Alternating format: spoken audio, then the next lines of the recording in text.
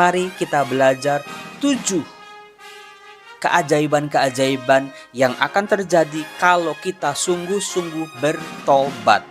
Bertobat dalam arti bukan tobat kumat, tapi sungguh-sungguh bertobat.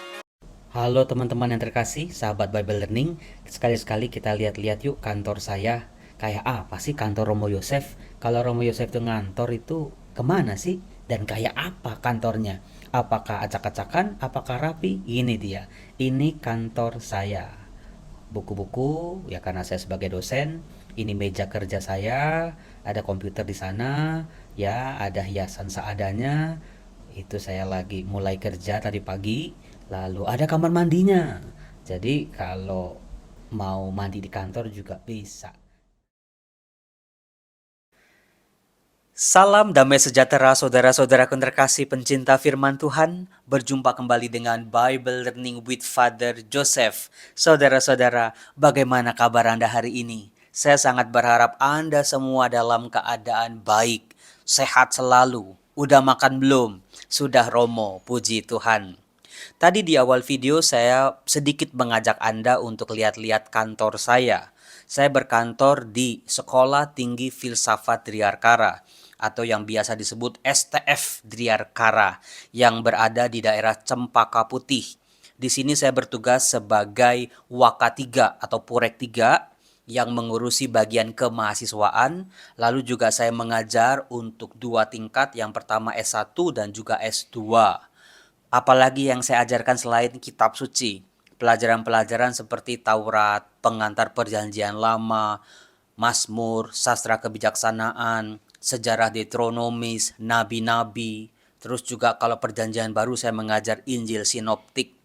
Nah, saudara-saudara, di STF ini itu kita punya 3 level, S1, S2 sampai S3.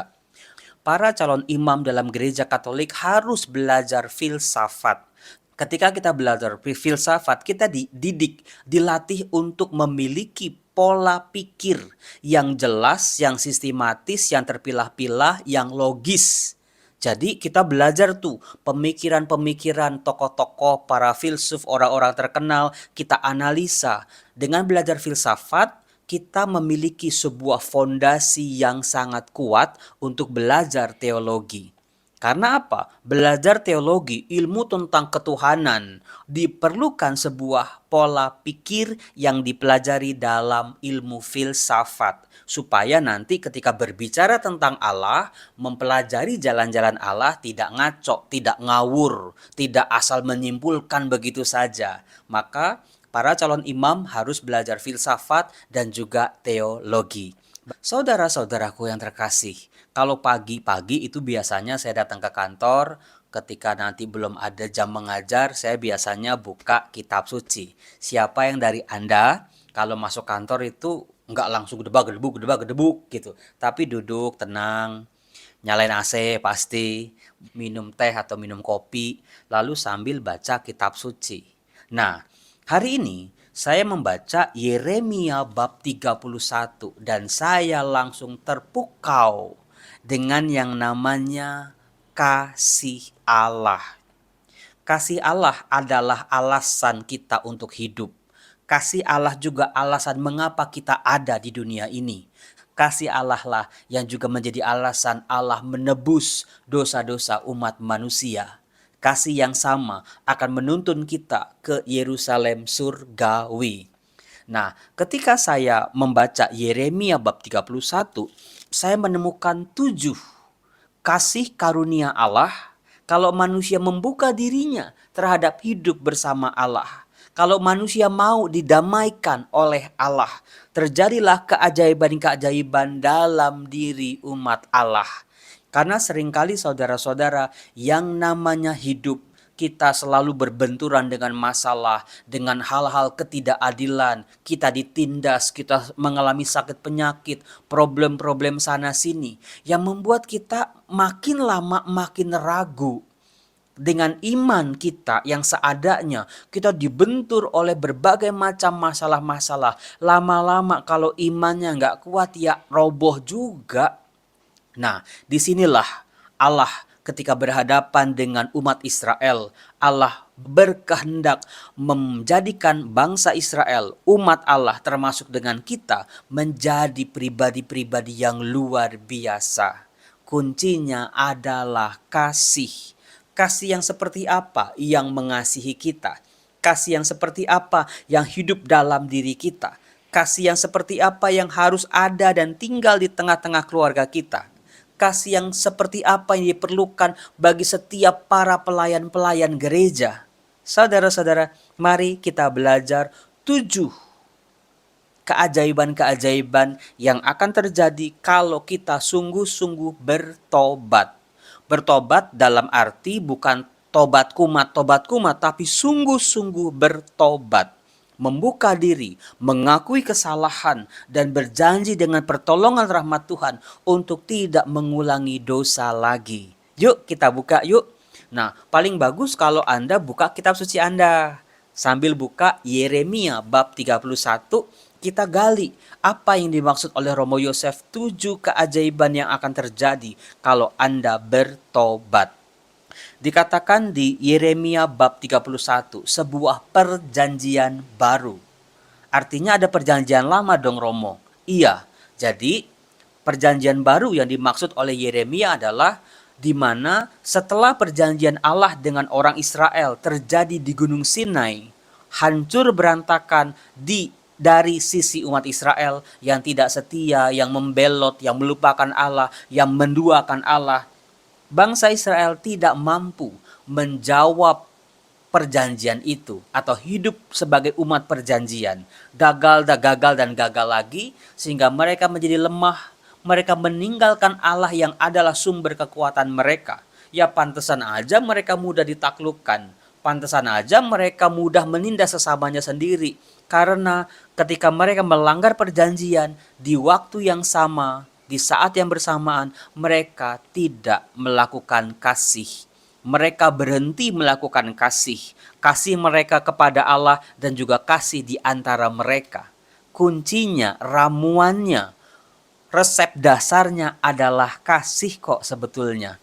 Dikatakan begini, pada waktu itu demikianlah firman Tuhan, aku akan menjadi Allah segala kaum keluarga Israel dan mereka akan menjadi umatku. Di sini Allah mengadakan sebuah perjanjian baru yang tidak akan terbatalkan lagi. Dikatakan, kalau orang Israel setia, setuju, mengikatkan kembali perjanjian mereka dengan Allah, akan terjadi 7 hal keajaiban-keajaiban seperti ini. Yang pertama, ia mendapat kasih karunia di padang gurun, yaitu bangsa yang terluput dari pedang itu. Israel berjalan mencari istirahat bagi dirinya. Orang Israel akan memperoleh kasih karunia, bukan kasih karunia di situasi yang biasa, tetapi kasih karunia di padang gurun. Dalam perjanjian lama ataupun perjanjian baru, kata padang gurun itu identik dengan masa-masa tersulit bagi hidup umat Allah. Termasuk orang yang setia, termasuk orang yang percaya sama Allah. Padang gurun, situasi hidup di padang gurun adalah masa-masa sulit. Saya percaya bagi kebanyakan orang saat-saat ini setelah wabah COVID sudah selesai, masih banyak yang berputar-putar di padang gurun. Hidupnya masih sulit, hidupnya masih penuh perjuangan, hidupnya masih berantakan. Pertobatan kuncinya. Adakan perjanjian dengan Allah dan setialah dengan perjanjian itu. Karena apa? Masalahnya di kita. Kita yang mudah sekali tidak setia. Karena lupa, karena malas, karena ogah-ogahan, karena bertobat dengan setengah hati. Maka lakukanlah pertobatan yang sungguh-sungguh.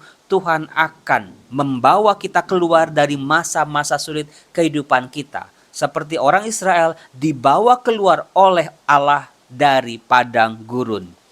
Yang kedua, ini luar biasa nih. Dari jauh Tuhan menampakkan diri kepada Israel. Allah berfirman, aku mengasihi engkau dengan kasih yang kekal. Aku akan membangun engkau kembali, sehingga engkau dibangun, hai anak darah Israel. Engkau akan menghiasi dirimu kembali dengan rebana dan akan tampil dalam tari-tarian orang yang bersuka cita. Saudara-saudaraku yang terkasih, kalau terjadi pertobatan yang sungguh-sungguh, pertobatan yang sejati, Allah akan memberikan kasih-Nya yang kekal. Artinya kasih yang tidak pernah terbatalkan, kasih yang tidak mencela-mencele, kasih yang tidak pernah berubah. Kasih Allah sifatnya kekal. Karena Allah sendiri adalah kasih, saudara-saudara. Jadi kalau Anda mulai meragu-ragukan apakah kita dikasih oleh Allah, apakah kasih Allah cukup untuk mengatasi masalah-masalah kita, apakah kasih yang kita terima saat ini akan demikian terus seterusnya? Jawabannya adalah kita dikasih oleh Allah dengan kasih yang kekal, kasih yang tidak berubah, kasih yang tidak pernah luntur, kasih yang tidak pernah berkurang sedikit pun. Itu janji Allah buat mereka yang bertobat. Nah, kasih yang kekal inilah yang akan membangun kembali. Nah, ini dia, cocok banget buat kita orang-orang zaman sekarang. Kasihnya bukan cuma dirayakan di gereja, bukan cuma hadir dalam doa-doa kita, bukan hadir ketika kita nyanyi-nyanyi, tetapi sungguh-sungguh kasih Allah lah yang akan membangun kembali dari segala keruntuhan, dari segala kehancuran. Maka kuncinya satu, pertobatan yang sejati. Nah, dikatakan di ayat 5, saudara-saudara, engkau akan membuat kebun anggur kembali di gunung-gunung Samaria. Ya, orang-orang yang membuatnya akan memetik hasilnya pula. Saudara-saudara, di sini disebut kebun anggur. Kebun anggur dalam bahasa kitab suci Perjanjian Lama maupun Perjanjian Baru adalah simbol kelimpahan berkat atau berkat yang tidak berkesudahan. Jadi, kasih Allah yang tidak berkesudahan akan mendatangkan juga berkat-berkat yang tidak berkesudahan. Jadi kepulihan-kepulihan umat Allah yang bertobat yang setelah bisa membangun kembali kehidupannya, bukan cuma hari ini dibangun besok hancur lagi, tetapi betul-betul berkat-berkatnya akan menjadi sukacita. Berkat-berkat yang membawa damai sejahtera. Itulah simbol dari kebun anggur. Saudara-saudara yang terkasih, Anda harus tahu untuk membangun kebun anggur itu perlu proses yang lama, yang rumit, yang tidak sederhana. Kalau Anda saat ini lelah, capek, bingung, mau bertobat sampai kapan? Kok belum juga ada datang hasil perubahannya? Jangan pernah berhenti. Seperti orang-orang Israel, petani-petani penggarap-penggarap kebun anggur tidak pernah berhenti menggarap kebun anggur dalam jerih payah, kelelahan, keringat mereka sampai mereka betul-betul menikmati hasilnya. Itu janji Allah, saudara-saudara, bagi mereka yang bertobat. Kemudian dikatakan di ayat 8, sesungguhnya aku akan membawa mereka dari tanah utara dan akan mengumpulkan mereka dari ujung bumi. Di antara mereka ada orang buta dan lumpuh, ada perempuan yang mengandung bersama-sama dengan perhimpunan yang melahirkan. Dalam kumpulan besar mereka akan kembali kemari. Dengan menangis mereka akan datang, dengan hiburan aku akan membawa mereka. Aku akan memimpin mereka ke sungai-sungai, di jalan yang rata, di mana mereka tidak akan tersandung. Sebab aku telah menjadi bapa Israel, Efraim adalah anak sulungku. Sukacita setelah ratap tangis dan air mata. Saudara-saudara, itulah kunci bagi mereka yang bertobat. Sukacitanya sukacita yang murni karena berasal dari Allah. Bukan sukacita karena materi, karena uang, karena harta benda yang berlimpah, tetapi sukacita mengalir, memulihkan. Kepulihan-kepulihan yang terjadi menghasilkan sukacita. Percuma kita jadi kaya raya tapi kok ujung-ujungnya nanti berantem, ujung-ujungnya nanti masuk penjara. Bukan yang seperti itu. Tapi pemulihan yang sejati akan mendatangkan sukacita yang sejati. Kemudian yang kelima, dengarlah firman Tuhan di ayat 10. Dia yang telah menyerahkan Israel akan mengumpulkannya kembali dan menjaganya seperti gembala terhadap kawanan dombanya. Allah bagi kita kalau kita mau bertobat dengan sejati, Allah akan mengumpulkan kembali anak-anaknya yang terserak-serak. Artinya rekonsiliasi. Kita yang didamaikan oleh Allah, kita juga didamaikan dengan sesama. Dalam keluarga yang berantakan, dalam pelayanan yang berantakan dalam pertemanan persahabatan, karena ya begitu banyak masalah, akan didamaikan kembali, dikumpulkan kembali dengan Allah sebagai gembala kita. Kita tidak akan terserak-serak lagi, kita tidak akan tertinggal lagi. Kemudian di ayat 12 dikatakan, mereka akan datang bersorak-sorak di atas bukit Sion. Muka mereka akan berseri-seri karena kebajikan Tuhan, karena gandum, anggur dan minyak, karena anak-anak kambing, domba dan lembu sapi. Hidup mereka akan seperti taman yang diairi baik-baik. Mereka tidak akan kembali lagi merana. Pada waktu itu anak-anak dara akan bersukaria menari-nari, dan orang-orang muda dan orang-orang tua akan bergembira. Aku akan mengubah perkabungan mereka menjadi kegirangan. Saudara-saudara tadi, kalau pertobatan terjadi, rezeki-rezeki kita akan seperti taman yang selalu diairi baik-baik. Bayangin coba, bukan cuma diairin, disiram itu setahun sekali, disiram setahun 2 kali, tapi diairi, dirawat, dijaga. Allah akan betul-betul menjaga berkat-berkatnya supaya umatnya ini tidak berkekurangan lagi. Seperti taman yang diairi, akan tumbuh subur, hijau, mendatangkan sukacita. Nah, yang terakhir saudara-saudara, janji Allah yang ketujuh, yang terakhir untuk kita yang bertobat dengan sungguh-sungguh, kita bisa temukan di ayat 17 saudara-saudara. Dikatakan di ayat 17, masih ada harapan untuk hari depanmu. Demikianlah firman Tuhan. Saudara-saudara terkasih, karena pertobatan kita jadi takut menatap masa depan. Karena dosa-dosa, kesalahan, kerapuhan kita jadi khawatir tentang masa depan. Seolah-olah masa depan menjadi ruangan yang gelap gulita, tidak bisa ditebak, tidak ada jaminan. Tetapi bersama Tuhan, kalau kita mengadakan pertobatan sejati, masih ada harapan untuk masa depanmu. Lihatlah orang-orang di sekelilingmu, lihatlah keluargamu, lihatlah anak-anakmu, cucu-cucumu, lihatlah orang tuamu. Masih ada harapan untuk diri kita dan juga untuk mereka, untuk dunia ini. Yang kadang-kadang kalau kita mikir soal akhir zaman, soal kerusakan alam, soal manusia yang tambah jahat terus, masih adakah harapan untuk kita? Jawaban dari kitab suci, masih ada harapan untuk hari depanmu. Saya Romo Yosef senantiasa akan membantu Anda membongkar janji-janji Tuhan yang menjadi ya dan amin dalam kehidupan kita, menjadi pegangan kita. Bukan janji surga, bukan teori belaka, tetapi rahmat yang nyata. Salam damai sejahtera, Tuhan Yesus memberkati. Salam.